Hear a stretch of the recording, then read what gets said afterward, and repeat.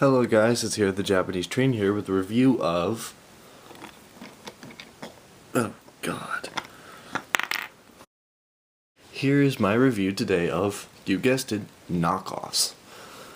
Now let me start off by saying, some knockoffs are kind of freaky in the way that they will be super accurate, but then some will be downright ridiculous.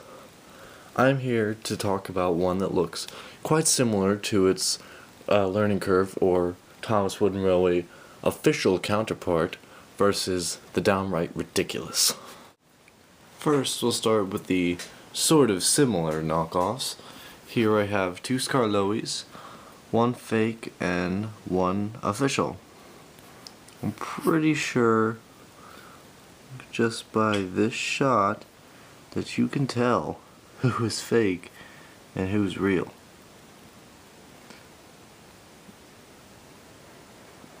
Now, what's scary about these engines is that these knockoff engines is that they look to the untrained eye very, very close to the counterpart, to their, licensed counterparts. And some people might not know the difference. In fact, some people don't know the difference, because I've seen, this was actually, I got this from eBay, and it's really frightening how I saw a lot of these getting a lot of bids. A lot of them have been sold, and it's just that these, these low-rate Chinese, sellers, they're shipping these unsafe items. Who knows? They could have lead paint. The firebox, it came off today. It literally came off, and you know what's even more dangerous? That's a screw. That is a pointy screw. A child could swallow that or potentially stab themselves with it, and it's just incredibly unsafe. While Scarloey, on the other hand, is a very well put together, well assembled little engine, and like I said, firebox comes off. So that's just another one of the bad things to look out for when you see these sort of things on the market. Now, you might be asking, why did I go out and buy myself a low rate, knockoff Scarloey, if he's unsafe and, if he's got all these cons about him? Well, my original plan was to, make it simply for the sake of reviewing. But my other reason is that I would like to turn this Scarloey into the, 1865 cabless version. I glue that back on, and, I could actually make him into his, his 440, I think? No, not 440. His 220 configuration, or whatever he was in the 1860s when he was built, which is actually very easy to do because this back wheel actually pops off. Let me see if I can, yeah. See that? This model has just been coming apart all day and all night, and look at that. Cheap. There's no, of course there's no licensing info on this model, but there have been crazier things out there. I was surprised to see that the faker has Scarloey. He actually has the name on the bottom. I was pretty surprised to see that on this model, and yeah, that's pretty much all I got to say about this model. I have a feeling that the boiler will be coming off sometime soon. It feels pretty loose. Nothing feels right when you hold this. It just doesn't feel right. You know what I mean?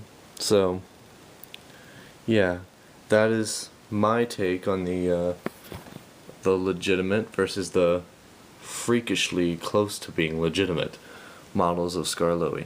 Now obviously there are more out there, if anybody of you have been on eBay, you've seen Henry, Thomas, Arthur, Rosie, Sir Handel with the freakishly tall dome. You've seen Duncan. You've seen everybody on there. You've seen Oliver with the blue dome. It's just, it's out of control. And until it's put to a stop, more of these potentially unsafe toys are going to be going to the hands of children. And people are going to be buying them when they don't know that they're actually buying a potentially harmful product. And I really think that that's a bad thing, a devilish thing about the toy industry, is that people will take such little care of safety and will actually, just blatantly copy a safe, licensed, guaranteed, safe product for their own profit, for their own monetary gain. And that's something that is it's just a big bad, stinky move on the part of the knockoff toy makers, and it just sickens me, to be honest. It really does. I mean, some of us, older Thomas fans, get them cheaper and, modify them or do whatever, but to a parent who's buying these toys, they look so similar. I'm flashing back to when my mom, it was when I bought Edward, and she didn't know, so I picked out Edward. She said, "I thought you already had Thomas," and I'm like, "No, this is Edward." And so the fact that, she would mess up a tank engine versus a tenter engine, obviously, parents, whatever.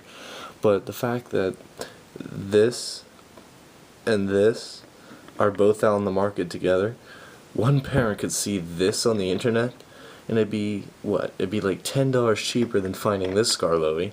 They say, just buy this one, save some money, possibly buy another train, maybe buy Arthur, whatever.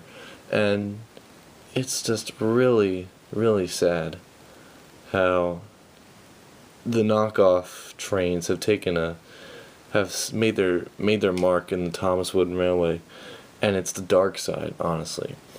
Well, Les Leo Kim Video makes several videos about the dark side. Well, this is another addition to the real dark side, and it's just so sad, I have to tell you. Okay, well, that's enough whining about Scarloey. Let's get to the downright ridiculous. Here are some very strange Thomas products indeed. Now, obviously, at first glance, you'd see what you think is actually a Percy, and then you see a Pink James and a Gordon that looks rather misshapen. Now, on closer inspection, you see that this is almost like a mix of Thomas, Percy, and Edward into one strange knockoff,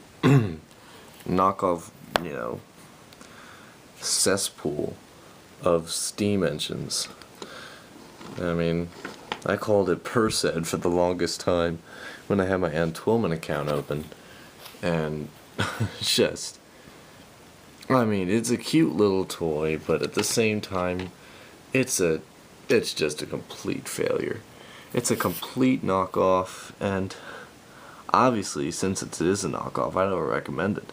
I wouldn't recommend any of these toys to anybody except for, people who are old enough to understand that these are knockoff toys, and if they had a purpose of spreading the message that these are bad, that these aren't what you should be getting. Because, of course, I don't condone the sale of potentially unsafe toys. That's just bad, but, for the sake of review and for the sake of evaluation, I will. That seems like that seems like the exception, but other than that, especially if you're buying these for children. If you're buying these for small children, then you better be ready for some choking hazards, because look at this James. It looks like a Tickle Pink James, except This James was around before the move to CGI. That's when I got him before the move to CGI. So yeah. Well, anyway, so as I said, the choking hazards. Look at this. I'm just gonna disassemble him here.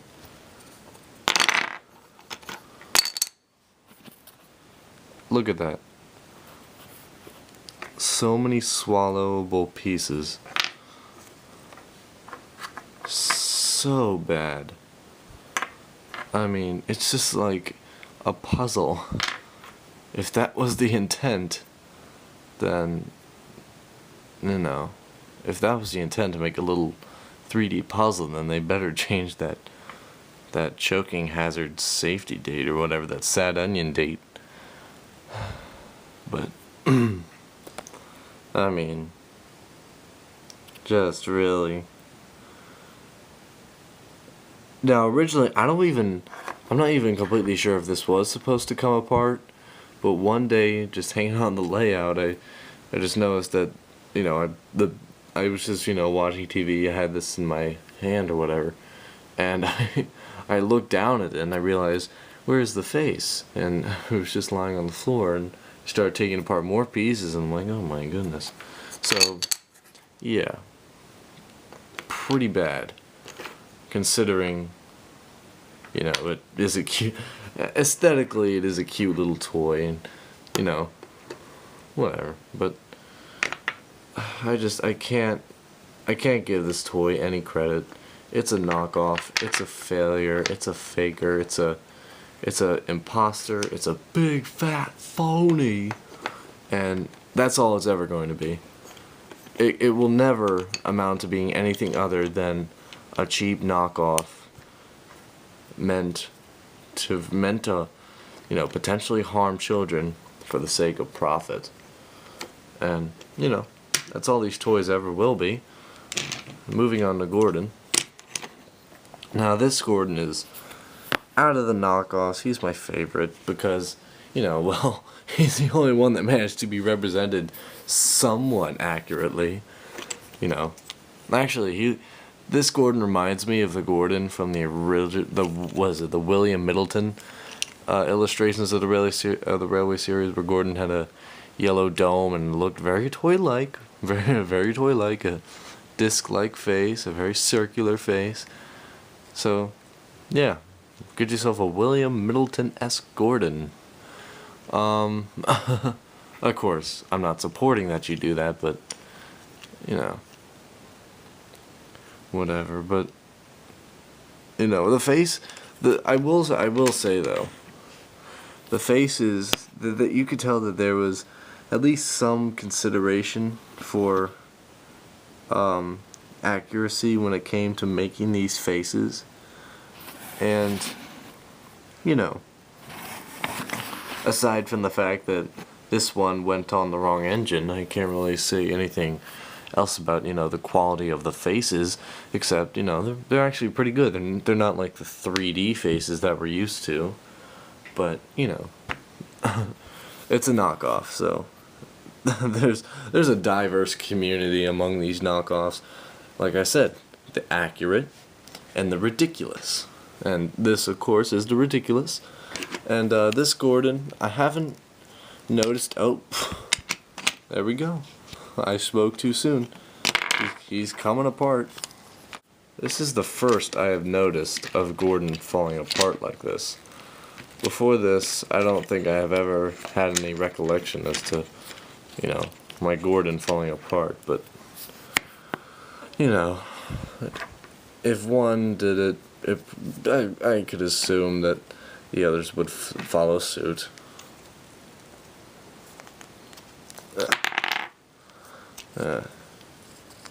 It's like taking apart a bunch of Legos.